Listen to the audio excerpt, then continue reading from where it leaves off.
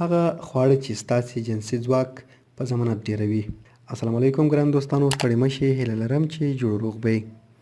که جنسي کمزوري لرئ او غواړئ جنسي کمزوري مو نوره ختمه شي، نو دا ویډیو تر اخر راسره وګورئ. په دې ویډیو کې به هغه څه تاسو ته در وښیي چې ستاسو جنسي ځواک قوي کوي.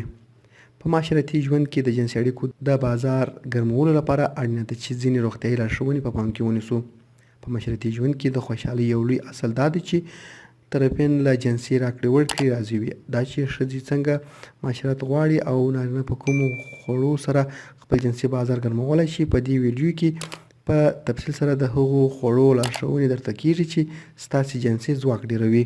لومړی صدف خواړه. دغه سمندري غذا زینک څخه ډکه ده. هغه منرال چې د جنسي سلامتیا لپاره ډیر مهم بلل کېږي. زینک په بدن کې د تستوسترون هورمون په تولید کې مرسته کوي. دغه هورمون د جنسي پیاوړتیا سبب ګرځېدلی.